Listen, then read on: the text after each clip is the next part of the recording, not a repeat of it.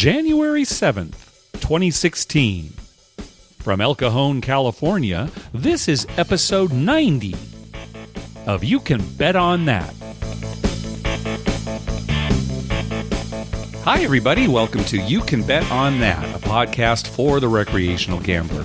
My name is Mark Duvall, and sitting across from me is Dr. Mike. Hello. And Happy New Year, everybody. You know, it's funny because Happy New Year. We were, when I was editing the last episode, which we actually posted on Christmas Eve, I realized we didn't talk about Christmas or the holidays or anything. That's because we were talking about our podcast, gambling. So, I guess so. But anyway, I hope everybody had a good holiday and Happy New Year. Those holidays are they get in the way, really, of our casino going. Sure. Oh, it was because it was on the weekend. It was very hard that Christmas and New Year's Day were both on Fridays, made it very difficult. We to lost work around. Free play money on both those days. That's right. To be with our families. That's I hope right. they appreciate that, girls. I hope the casino takes that into account too. That really gives us free play on a different day. Well, what'd you do for New Year's? Well, we went out to Harrah's, Southern California. Yeah. My wife. Well, I did not go. Yeah, you did not go. Right. But my wife and I went, and my brother was there with my dad. They actually stayed overnight.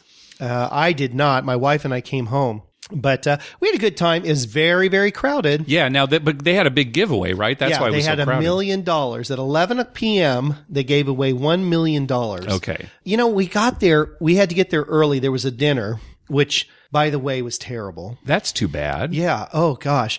I was really looking forward to it. It was like a steak and lobster dinner. Uh-huh. The lobster was really actually these giant prawns. Okay. So it wasn't really lobster. They didn't bill it as lobster, but steak and seafood, they called it. Okay. Last year, they All did right. have lobster. Okay. But this year was giant prawns. They were okay. The steak, I don't know what kind of meat that was. Gee. My wife thought maybe liver. I mean, it did not taste good. Now, I know it's a big room. So this was this like a 7-star? It's a 7-star type thing. Okay, so you were invited. And we were, it was invited guests only, and it was packed, and there were a lot of people in there. I'm sure there was some diamonds too. Okay. It was one of those deals where, you're trying to feed like 300 people, so things don't come out exactly like they would if you were just in a restaurant. Right. I mean, what kind of kitchen do they have? I don't know that they must have a very some big like kitchen. a temporary kitchen, and it could yeah. tell that the wait staff was like temporary help. Oh, like okay. Young So people almost they a catered hired, kind of a thing. Right. People maybe they hired for the night. Okay, yeah. But yeah, the meat part was just not good. Mine was so undercooked, it was basically raw. Wow. And I like it a little red. Yeah. My wife's like, "Oh my God, is that cooked at all?" And hers was so cooked, the outside was crusty. Okay. So some inconsistency. Yeah, there. You're sitting at the so- same table, so you'd think that it'd be the same consistency, You would think, but but it's probably just a bunch of plates in the back, and they just grab them. Yeah. Right. Okay. So we didn't have a real good meal. We didn't even stay for dessert. They had a salad first, which was good. Okay. But then the main meal came, and we kind of ate some of it, and it was like, it was very mediocre at best, I would say. Now, there were some people, to be honest, who said they liked it. Okay. And thought it was okay. We didn't. So, and dessert was like ice cream or something, and it took so long. And we were like, okay, let's. You're probably itching to get back to the tables, right? Anyway, it you're was at like, a casino for crying out loud. Exactly. So, and the entertainment was nothing to speak of. Okay. All right. Just some girls dancing to violin music. Okay. So, so we decided, okay, that's enough of that. And we headed back to the tables. And now when we got there at 5 in the afternoon, and it was not crowded at all. And I thought, wow, this is not very much. But when we came out of the dinner at about 7:30, it was packed. Yeah. And the rest of the night, it was packed. So at 11 o'clock, they gave away $1 million. And the first person they called was not there. Man, you had to be there to You get had to be present. Yeah, 2 years ago, you did not have to be present. Right. Then last year, they changed it where you had to be present, which makes way more sense. I agree. But So anyway, they called this person's name. Now, in order to have your name called, you had to slide your card that day. okay, so it's like my name wouldn't have gotten called because I didn't go You up there weren't that there, day. You right. actually had to be there, slide your card. Slide your card, Okay, right. yeah, right. So she had obviously slid her card and then left. It turns out, I found out afterwards, they drew a second name, and the second, okay. because she had like 10 minutes and she didn't show up. Right. And her name was Wong. Her last name was Wong. So several Wongs did show up. Oh, okay. But they were the wrong Wongs. Okay, the wrong ones. So, that was the big joke. Oh, did a Wong Wong. Yeah, nice. So, they checked their card and they're like, oh, sorry, you're not the winner. And then after 10 minutes, they drew another name. Okay. That person was there. Okay, all right. And it was another woman from somewhere in the Orange County area. So she got the $1 million, very exciting. Okay. But the first lady who was drawn, it turns out she was playing on the same craps table as I was. Uh-huh. Now, I didn't know that. When I got back to the table, they're like, oh my God, she was right next to you. Uh-huh. And it was her and her husband and her brother. Okay. Now, either she wasn't feeling that well or she was out of money. The table was not hot. So for whatever reason, she told her husband, let's just not stay. Let's avoid the traffic and leave. Okay. When was this? I don't know. I never got that clarified. Okay. But obviously before 11, Right. she left and her brother-in-law was still there. So when he heard her name, he ran up to the stage too. Probably to try to get it. To try to get it, right. Yeah. His name was Wong too. Yeah, right, of course. It was her brother. Yeah. I mean, very disappointing. He came back to the table and I went back to the craps table afterwards and he just had his head down and the dealers were all talking about it. They could not believe it because evidently she's a real regular. Oh, gosh. And Lorenzo, one of the dealers that we frequent to a lot, he said, oh my gosh, she's here every single day. Hopefully nobody told her. Yeah. Well, I'm sure her brother called her. I'm sure so too. Oh, that's too bad. Oh, that's terrible. I mean, that is the worst case scenario, right? Oh, yeah. Well, depending on when she left. It's one thing if you go and all you can do is go in the morning and you have plans. Right. Of course, why swipe your card then, if you don't plan on staying till 11, but yeah. Sure. All right. But, anyway, boy, that was very disheartening. Anyway, afterwards we left and came home to our children and my dad and brother stayed. They had pretty good luck. They went over to Paula Casino after midnight. And at the Paula Casino, they were giving $216 in cash every 15 minutes from midnight to 5 a.m. Okay. So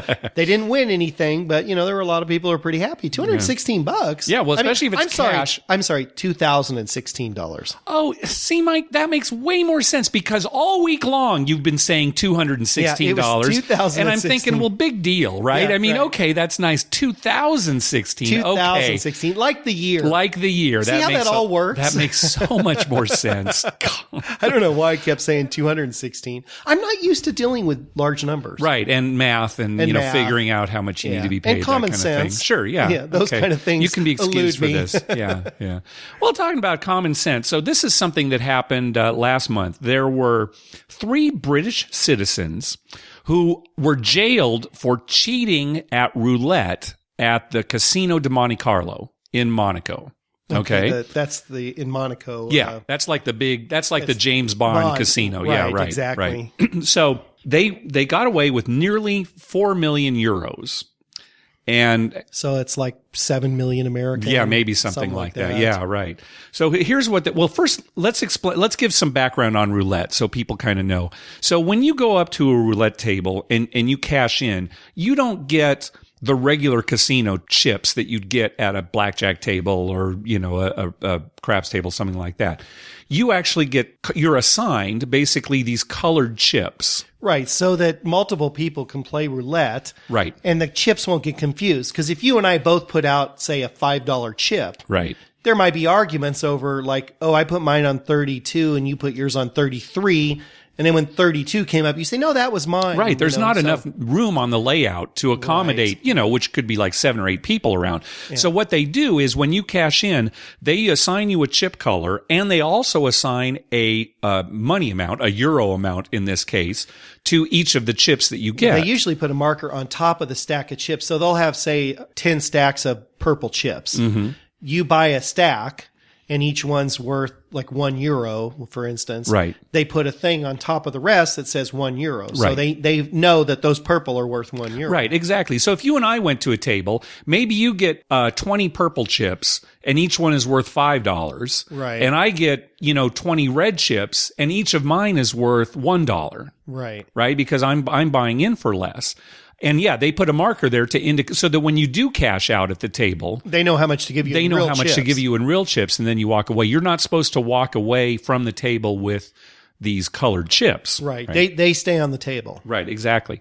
So here's what they did. They would go and play a session, and they'd buy in so that their colored chip would be worth 10 euros a piece. Each chip would be worth 10 euros. Okay. Right? And as they were playing, they would pocket some of these chips. So they're just stashing away a couple of chips. Right. These colored chips, say purple chips, right? Right. And then after a while, they stop playing and they cash in the chips that they haven't put in their pocket, and go cash out.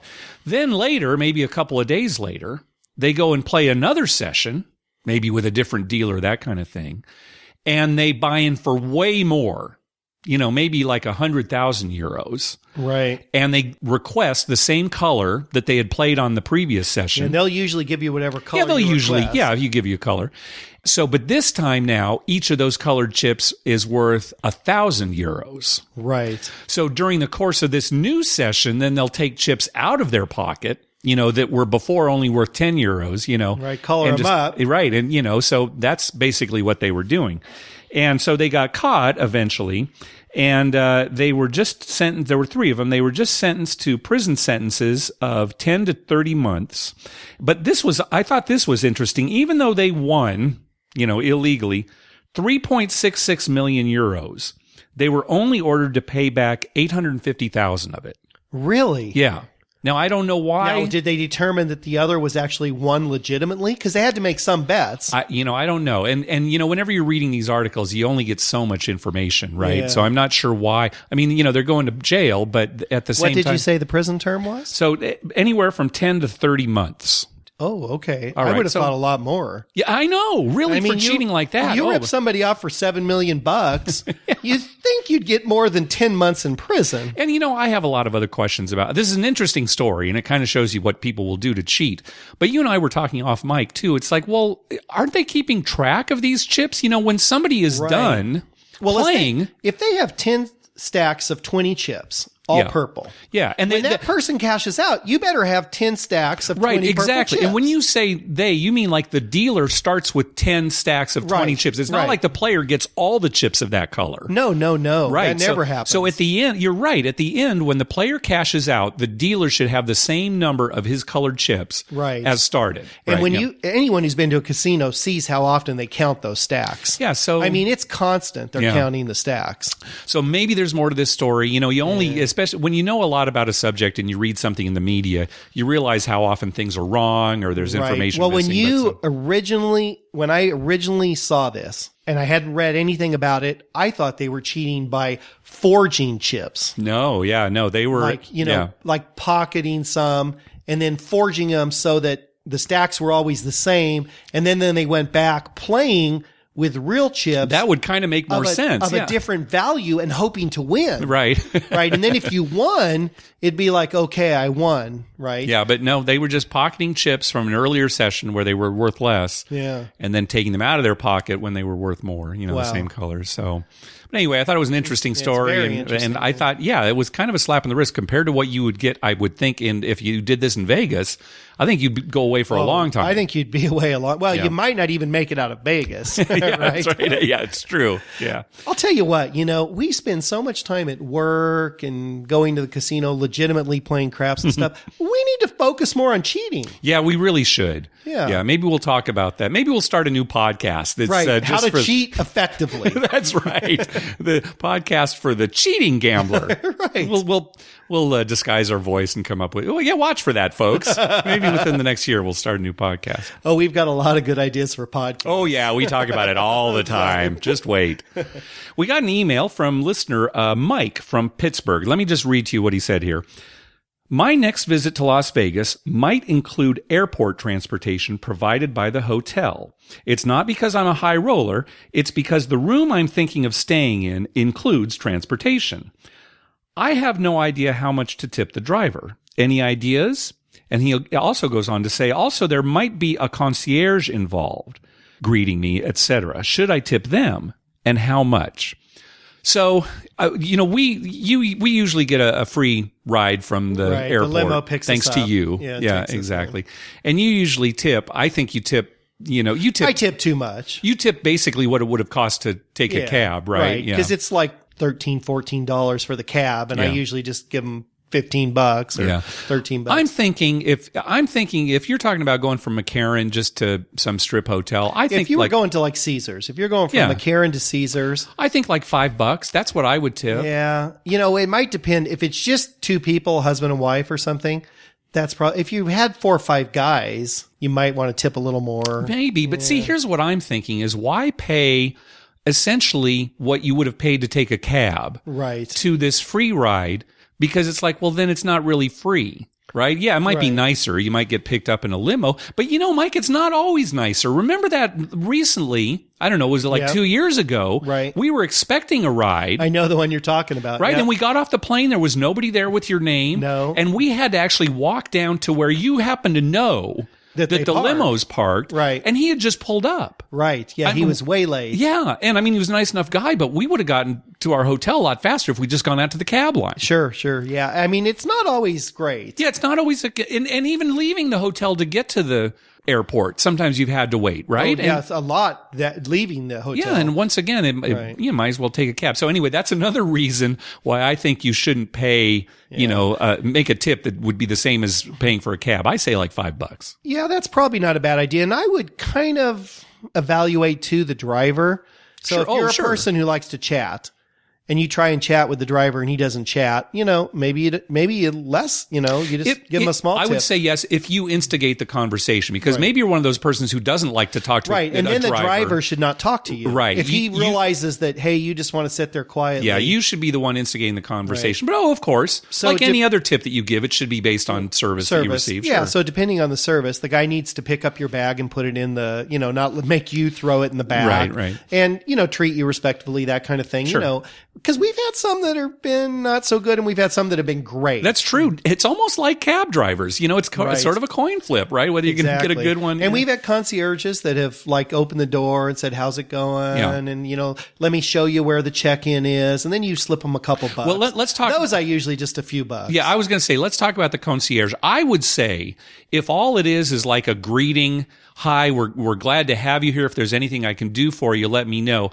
I would say no tip in that case, right? No, just say thanks. Yeah, and if they go out of their way to actually do something for you, you say, hey, look, I need tickets for this. Right. And, they're able to get them for you. Or they sometimes they walk you to check in and say, okay, here's where you check in. This is, Melanie, she'll help you, blah, blah, blah. Yeah. You slip them a couple bucks. Yeah. So that would be my advice is don't just tip to begin with, but if they do something kind of, above and beyond, then of course, sure. Right. And maybe a couple bucks, maybe $5. I don't know. In this case, Mike didn't say who he's going with, right? Who he's going to Vegas with? I don't think so. Because if it's your wife, $5. Your girlfriend, 15. That's right. You got to show off a little bit. You got to show off a little bit. Sure. So that depends a lot. That's just common sense, Dr. Mike. Yeah, and if it's your friend, who you usually go to Vegas with, you say, why don't you get this time? Right. I'll get it next time. And then, you selective memory. My wallet's in my suitcase. That's right.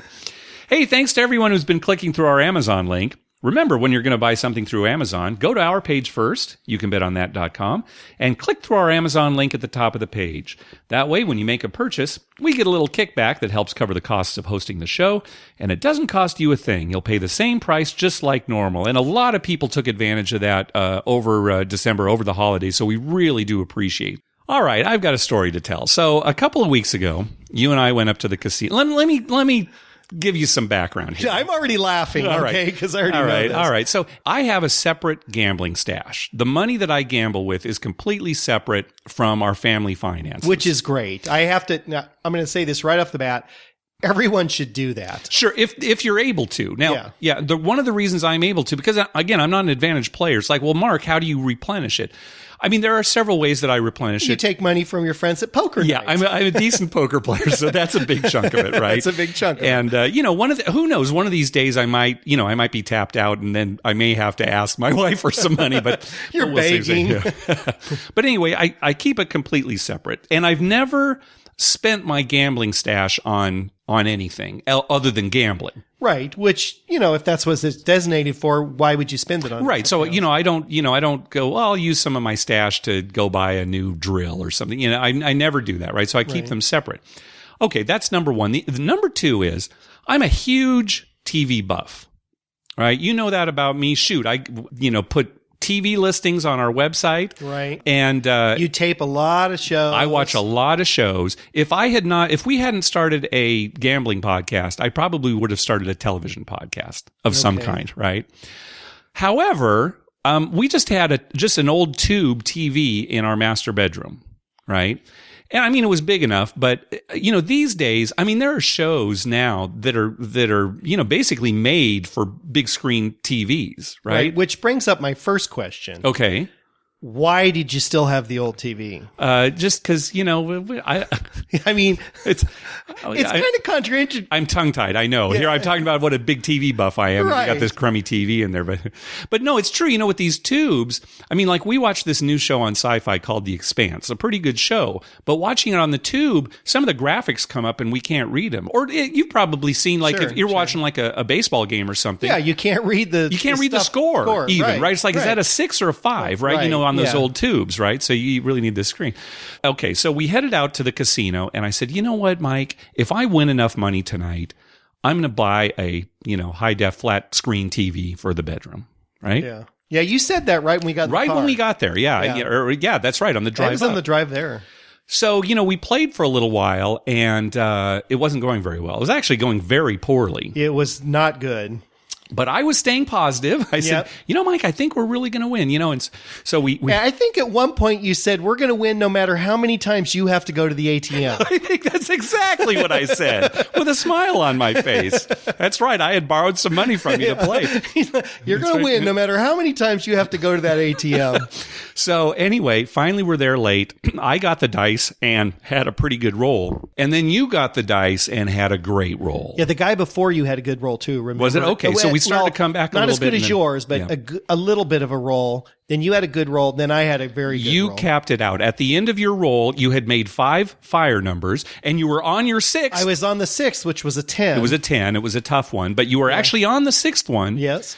And in total, you made 7 points. 5 unique ones for the fire and 7 points. I repeated a 4 and a 6, I believe. I think it was 9. Okay, maybe it was. Maybe it was 4 and 9. For those I know one was 4. Make sure we get 4 this was right. the first 4 point. was definitely one you got twice. Yeah. So, but anyway, so then we cashed out. We had this huge win. I didn't bet the fire bet, but I still, you bet the fire. But anyway, we had a great big win. I had enough money and more to go buy a new TV. So, like I promised, the next day I bought a television. Yep. Okay. Exactly. Now, so that should be the end of the story. No, there's more. So for about 8 months, our household here has been without a washing machine. A washing machine. Yeah, a clothes washing machine. They have a dryer. Right. We've had a dryer. That's correct. But no washing machine. And so my wife has been going to the laundromat, basically doing all the laundry and then schlepping laundry around town. Yep. Okay. Sometimes down by the river with a rock. Yep. Right. And so when word got out to the general public, meaning like you and my wife and your wife and my family, that I had bought a flat screen TV for the bedroom. Yeah, not the main TV that the family watches. The bedroom, the master bedroom, where some people think there should be no TV. Right. It's bad feng shui, right?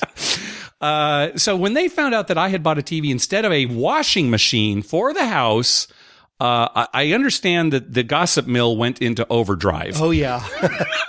Well, the way I found out was you and your wife and son came to our house. Yeah. And Sherry somehow said something like, oh, yeah, we haven't had a washing machine for 8 months. And my wife steam's coming out of her ears. She's like, he bought a TV yesterday. This was the day after. And as soon as you guys left, she's like, oh, Sherry's way more patient than me. I would have been all over him. So, I'm trying to defend myself, at least in my own. I didn't realize that the gossip was already starting because, you guys talk to my sisters. Right. And so, I'm thinking, hey, this is my gambling stash, right? If I had lost $700, which would cost nobody would be complaining that I lost $700 instead of buying a washing machine because it's my stash. That's my gambling stash, right? It's not for buying washing machines. I'm on your side on this. Well, you might be the only one because, even though I try to rationalize it, when the words are coming out of my mouth, and hey, look what this new TV can do, and then, okay, great, Mark, I'll see you in about 45 minutes. I'm going to the laundromat. Right. I started to feel a little guilty. So the next week, the week after, when we went to the casino that night, Lynn, my wife, is still talking about that, right? And she says, yeah, Mark's going to the casino again tonight. Sherry's probably home washing clothes in the bathtub. And then just, wringing them out with her hands and putting them in the dryer. And then I get in the car and I tell Mark that, and Mark says, no, we ordered a washer. We got a washing machine. This whole thing might have been the catalyst for it. And, Sherry, she seemed pretty okay with the whole, well, I don't know how old. But we do have a washing machine now, so happy ending to the story. I don't know about laundromats. I know a lot of people use them. Well, and I did when I was in college because I had to. I didn't have a washing machine. But I got a couple laundromat stories if anyone ever meets me and wants to hear a good laundromat story. Yeah, and Sherry would go to this laundromat, and the woman who ran it was like this really horrible woman who kind of treated her badly. Right. There's some good things about it. You can wash all your clothes at once. Sure, they're right. huge. Get them out. Right. Yeah. Right, they're huge. And so. But when a homeless person comes up and puts their blanket in with your clothes for about 30 seconds and pulls it out and wrings out mud basically into your wash, and then goes and throws their blanket in somebody's other thing that's drying. And you see that and you're sitting there, you think to yourself, I don't want to go to the laundromat anymore.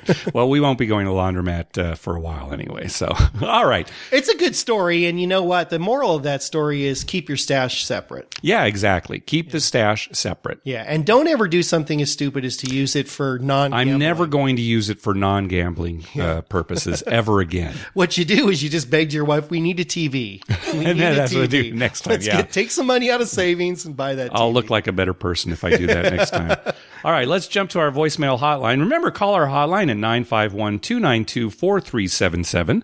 That's 9512-WAGERS. 9512-WAGERS. And maybe we'll play your clip on the show. First, let's hear from Will. Hey, guys, this is Will from North Carolina. I contacted you guys back in August, and you guys were cool enough to respond on the podcast to my email. I'm actually in Vegas right now. I'm having a nice little solo trip between Christmas and New Year's. And it's been really fun so far. I got to bet on some NFL games for the first time and came away a small winner on that, and I thought that was really cool. But I've noticed we've been playing craps and playing tons and tons of craps, and I think about you guys a lot as I'm playing, and a lot of stuff you guys have talked about on the podcast. And I noticed, a couple of things this time on this trip that I thought were pretty cool. But the first is, I noticed that when I shoot, when I'm next to the stick man, I really hate it because I feel like I have to kind of contort my body in this weird way to get the dice down the table. And it seems like every single time I do that, I seven out real quick, like after 3 or 4 rolls. But when I'm at the end of the table and I have plenty of space to kind of really chuck the dice all the way down there and just, really comfortably throw them, I end up having good rolls. And it was crazy. Like yesterday at Luxor, the exact same thing happened. 4 times in a row, I was shooting next to the stick man, and I seven out quick every single time. And then once some people had left and I moved down to the end of the table, then I had this great roll where I hit like 4 points. And it was just crazy. And it reminded me, you guys talked about with superstitions. I don't really truly believe I'm making a difference on the dice, but it's kind of more fun to believe that because I noticed that, it makes me feel better when I'm shooting. And I was wondering if you guys ever felt the same way when you shoot about different ways, if you either feel better, feel worse, and feels like it has any impact on the way you guys roll. The other thing I thought was really cool is I remember in one episode you guys talked about the fire bet versus the, all tall, all small, all nothing at all bet. And they actually have that feature bet at Excalibur and Luxor and a lot of the places I like to play. And, I'm a pretty conservative player. I play $5 tables, only do pass line, come bet, single odds usually. I stay away from all the stuff in the middle of the table because of the high house edge. But everybody was betting that bet in the middle last night. And so I decided to join in. And not only did I join in, but I did a two-way for the dealers a lot of times. And so even though we missed it the first couple of times, finally somebody hit the all tall, and it was really, really exciting. Everybody at the table cheered when we finally got that 12 that we needed, and the dealers were super excited because, even though it was only $35, people weren't really tipping all that much. It's only a $5 table, and they were so happy and so excited that they hit it too, and it made it really, really fun. And we came so close to hitting the all or nothing at all also because we were only missing the 5 on the all small. And it was just a really, really fun time. And even though I think I'm going to stay away from that bet in the future because I know it has a pretty high house edge, every now and then maybe I'll start making because it was one of my most fun experiences playing craps. So let's figure out how you guys know about that because I know you guys talked about it in other episodes. So look forward to hearing from you guys again soon on the podcast in the next few episodes. So I'll hear from you guys in a couple of weeks. All right, thanks, guys. Bye. Right, yeah, thanks, Will. It's it's funny because I've been messaging kind of online with people about the fire bet and the features bet, right? bet, The all right. small tall bet. And my response has basically been, the all small tall bet is more fun. Yeah. Oh, definitely more fun because I think in the short run, you're going to have more instances where you've made, you only need the 12 or you need the 2, or sometimes you just need a 5, right? Right, and then, right. Come on, 5. Yeah. The fire bet, you don't get that close. No, it's few and far between. You hit. You know how many times you get 3 points and you need a 4th and you come out on a repeater? Right, sure. Yeah. So it's like, and then it's just not that much fun until you're on that 4th number or 5th number. Right. It's not until then. Right. And, this features bet has a smaller house edge too. Right. So, sure. are you making it more often? Well, yeah, you are, right? Right. Because those 7s on the come out kill right, you. that's what happens. So you may be making it more than once on a single shooter, whereas with the fire bet, it's just once per shooter. But right. yeah. But, just bet $1 then. Sure. Yeah. Right? Yeah. Bet $2. Yeah. And then if they 7 out, put another 2 out there. You're still less than the $5 you may have put on the fire bet. Right. Yeah, exactly. We're going to hear a little bit more from Will later on. All right. Let's hear from Billy. Now, when you met Billy at Southern Indiana, right? Right. And we were speculating, well, how did he know it was you? Okay. And, I was thinking maybe it was his voice or your voice rather. Right. Or, the way you were betting or something. He called in and kind of clarified. Okay, great. I want to hear this. Hey, Dr. Mike, this is Billy. I met you in Southern Indiana.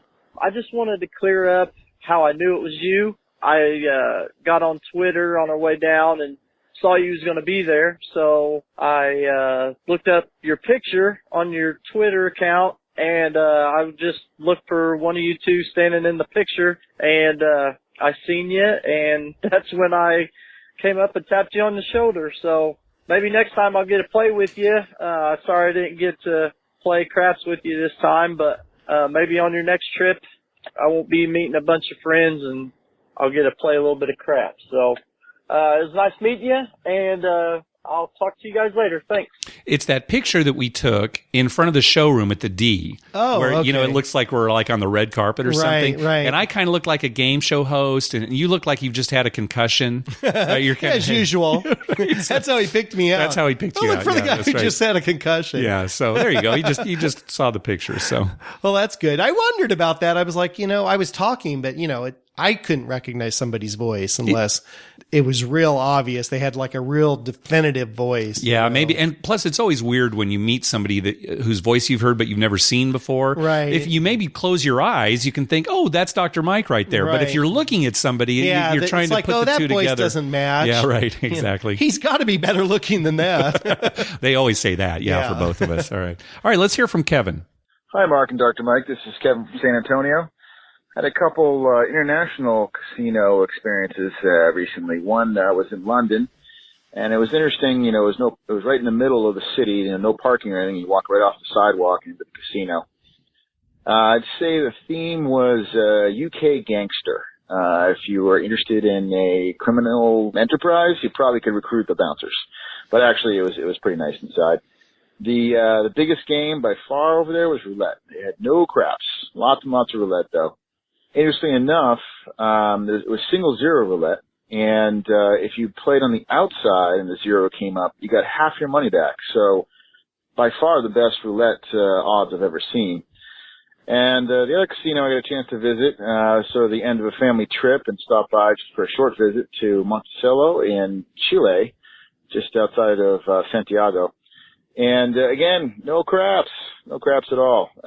They claim it was the biggest casino in South America or something, but I think they were not talking about the casino floor. I think the whole complex. Only interesting experience in there. I played a little bit of roulette there also, and I was paid 15 on a split chip on the roulette table. Should pay 17, and had to get into an argument in Spanish about what the appropriate amount to be paid was. I think, which I was successful. I think my high school Spanish teacher would have been very proud. Anyway, great show. Thanks, guys. I'm pleased to hear, Kevin, that you were able to, kind of plead your case here. Yeah, in Spanish. And plus, in Chile. was it just a mistake that they made? Because, what dealer is going to pay 15? Right. And then, get into an argument. I can understand, oh, sorry, I paid you 15, it's supposed to be 17. It almost sounds like they ripped him off, and maybe they saw he was a foreign like they or were something. trying to rip him off, Yeah. right? Like, oh, he won't understand, and then he can't plead his case, and we just pretend like we don't know what he's saying. Yeah, right. Anyway, that's good. I'm glad he was able to. Yeah, the first person I've ever known, heard of that played in Chile. Yeah. Right. Oh, my brother hasn't played in South America. That's true. Central America, yes, but not South America. Central America and Asia for your brother, Europe, but not South America. Yeah. Right, not South America. Yeah. So that's interesting. I wonder what casinos are like say in Brazil, I don't know. In Rio. They must have a lot of casinos. Yeah, it kind of scares me to think of what it might be like, trying to. Yeah, if anyone out there has been to Rio de Janeiro or somewhere, some bigger city in South America, I'd like to see what a casino's like there. Yeah. Hear about that. Well, let's talk about the roulette that he was talking about. So yeah, European roulette wheels only have 1 0 instead of a 0 and a 00. Right. And a lot of them do have this rule that Kevin was talking about. Okay. The rule is called la partage, which means the divide. And it basically applies to the outside bets, the even money bets. Okay. Right. So red and black, odd and even, 1 through 18, right, and 19 the first through, half, just, and second half, not the thirds. No, not the thirds. Right. No, it's only the even money bets. And la partage is what it's called. And sure enough, if 0 comes up, you get half your money back on it. A lot of other European casinos have another rule called en prison, which means in prison, right? What happens in that case is if you're making an even money bet and a 0 comes up, the croupier puts this special marker on your even money bet, and your bet is now in prison. And if on the next spin your bet wins, so let's say you had a bet on black, 0 came up, they spin again. If black comes up on that next spin, you get your bet back. Ah, you don't win, you just get your bet back. You get your bet back, right? And if black doesn't come up, if red came up or 0 again, you would lose your bet, I assume. Correct, right. If red comes up, you'd lose your bet for sure. If 0 comes up, casinos have different rules. Maybe it stays out there again. In some cases, it loses. In some extremely rare cases, it would win. But yeah, it basically, the second spin has to be, a quote unquote winning spin for you to get your money back. Now, the nice thing about La Partage and Prison is that it reduces the house edge, especially on a European wheel, to 1.35%, making these even money bets easily the best bets on the roulette table. Yeah. Significantly more. Right. Which, a lot of times would go against what you would think, right? Yeah, that's right. Even money, I want the, 30-1 bet. Right. Now in Atlantic City, at least some of the casinos have this in prison rule.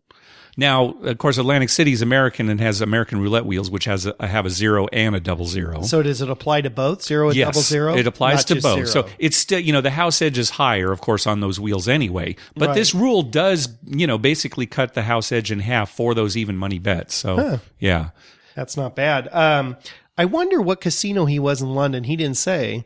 Oh, no, you're right. He didn't. Yeah, he didn't say. Now, my brother says there is one casino that has craps down in the basement. Yeah, you have to. Did he say it was like one craps table or something? No, he said no craps. No, my brother. Oh, your brother? Oh. I think he said that one of the casinos does have craps. It had to be like one table. And it's like one table and it's down in the basement. Okay, yeah. It's not real popular. So it's like, we have one craps table down there. Yeah. And that was the only one he could find in London. Yeah. It's just a very American game.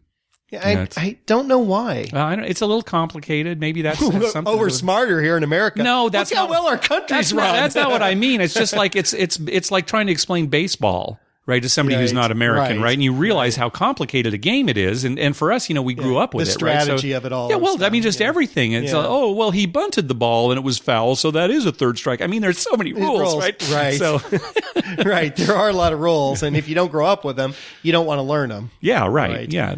Yeah. Well, soccer kind of is the same here.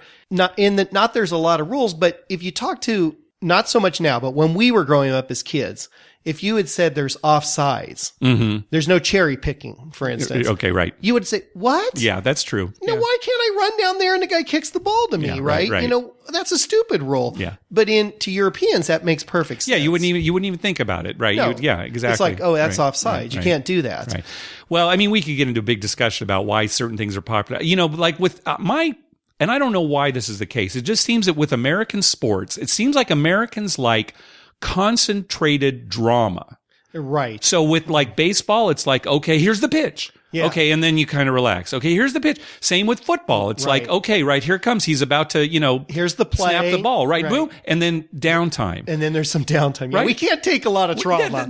So like that. And with soccer, it's just continuous, going Right, on. their And action is always for whatever going Americans, I don't know why Americans can't Well, with handle soccer, that. it's like low grade entertainment until somebody kicks towards the goal. Yeah, right. Right But in it's the not- midfield, it's like, okay, he's dribbling and that guy's going to steal it. And it's kind of exciting, but it's not super exciting. But for whatever reason, Americans, again, they like that. It's the same reason that basketball and hockey are not as popular here as baseball and football. Because Right. basketball and hockey, action is action is constant. constant. It's not as concentrated the drama. I can't explain why, but I think can that's explain why. We can't pay attention in America because we're too fascinated with TV. When did you get here, Mike? I didn't even see you here. Oh, I just got here. All right, let's listen to the follow-up call from Will. Hey guys, this is Will from North Carolina again. I actually just got back from my Vegas trip, and so I figured I'd give you guys a little bit of a follow-up message to the two things I talked about last time. So first off, concerning, shooting from the side of the table, I was talking about before how I really hated doing it. It didn't seem like I did very well with it.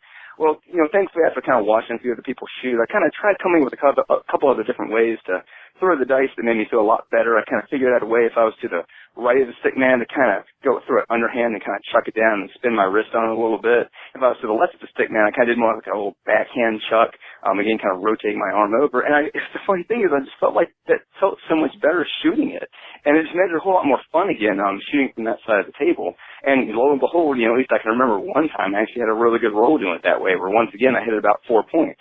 And again, it's funny. I know it's stupid. I know it doesn't make any difference whatsoever, but it makes the game more fun, and it was nice to be able to kind of figure out a way to make shooting from the side of the table a lot better, even though I know it doesn't really make any difference. And that's what's really fun about craps, of course, is, feeling like you have the fate of the table in your hands, and, you want it to be more fun if that's the case. So speaking of having the fate of the table in your hand, that brings me to the all tall, all small bet, the features bet. And, I was talking before about how I kind of hated it because it's a fun bet, but I like to do the more, low house edge bets and play more conservatively. So what I decided to do is I would only do that bet when I myself was shooting. And that way it made, when it came around my time to shoot, even more exciting because I had that on the line, especially because I always like to bet that two-way, which, makes it cost more, but, it makes it more fun for me knowing that the dealers are going to win too. So it was great. One time that I did that, and I was doing really well. I hit everything except for the 2 and the 10. And there's a couple other people up on there too. And so all of us just started chanting. We knew that 2 was going to be hard to hit, so we started just chanting aces, aces, aces. And then this guy next to me was actually an Australian guy. He even said, you know what, man, let's do it. And he threw in a hot bet on aces in addition to that.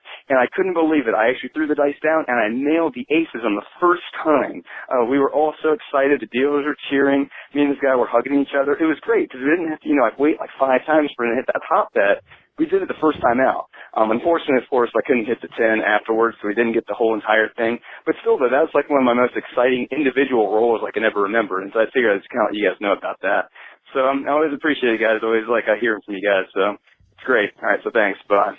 Yeah, that's great advice. If you're going to make a bet with a high house edge that you normally don't make. That's fun because you're doing it because it's fun. Right. Right. And there's nothing wrong with that. We've talked about it before. As long as try to space it out. And that's a good way to do it, is like, okay, I'm only going to make this bet when I'm rolling. You do that a lot.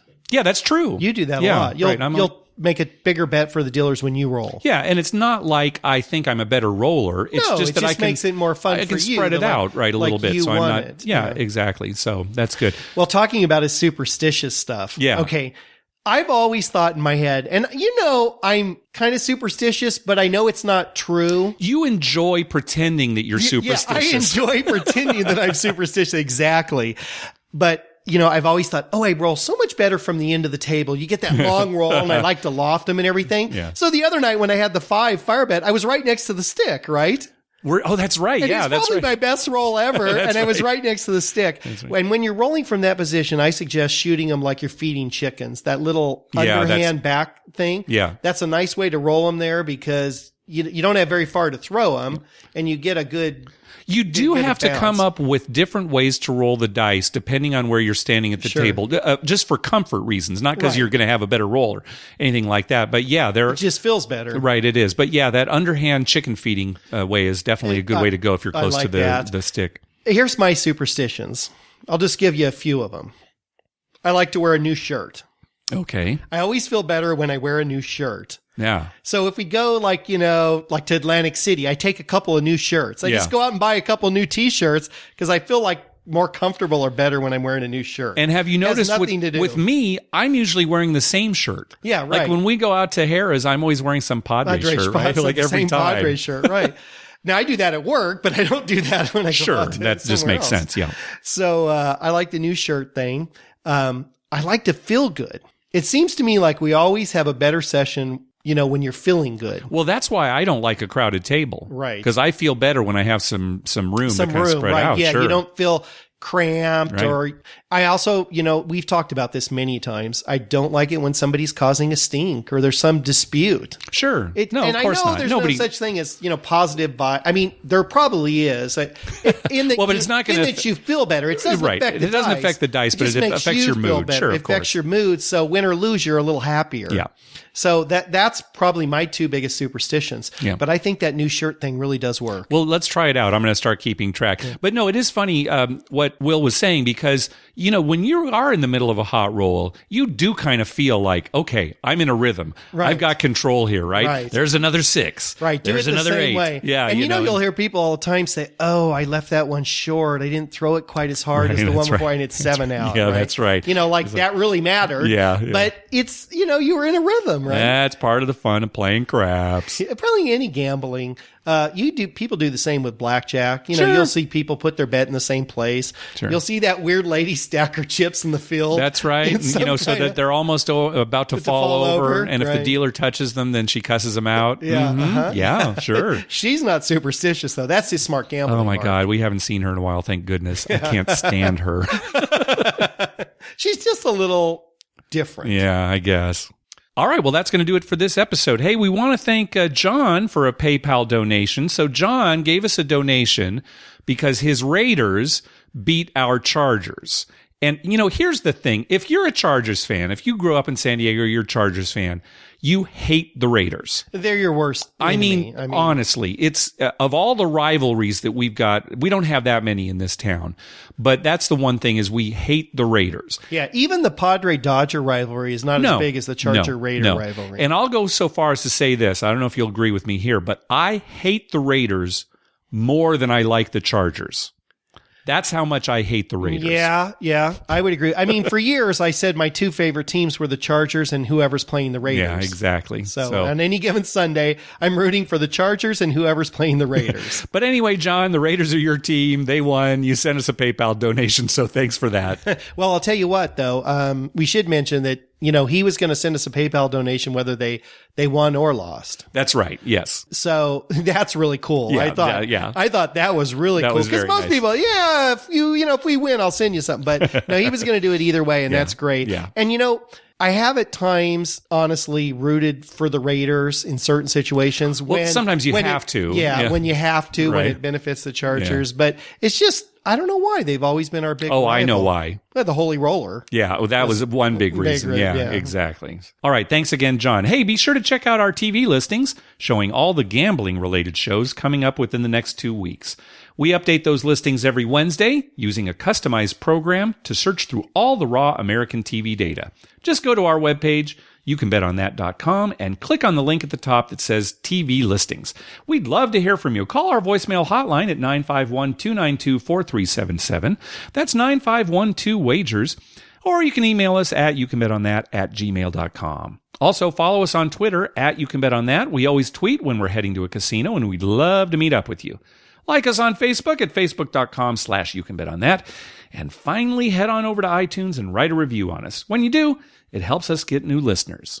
Okay, what do you got for us, Dr. Mike? Well, I think that there's one thing we've really learned from this podcast, and that would be that if you have a big win at a casino with your gambling stash, and the next day you buy a TV, tell your wife that your good friend Mike bought it for you. Oh, that's a good idea too. And then just put it in the bedroom and say, yeah, we had a huge win. Mike wanted to buy us a TV. Nice. That's a good idea. Then there's no problems, and then just a week later say, yeah, we should get a new washer now. Okay, good. I will return the favor. Yeah, so if you ever want to buy something really big and ridiculous, then let me tell you can just tell Lynn, well, Mark. Actually, I have to say big and ridiculous does not describe your TV. It's a because it's big. Yeah. But it's certainly not ridiculous. No, it's not. Because every guy deserves a TV like that. All right. Well, thank you. And actually, now that I think of it, if you told Lynn that I bought something for you guys, she wouldn't believe it. Who would? No, she probably wouldn't believe that. No. All right. Thanks for listening. Good night.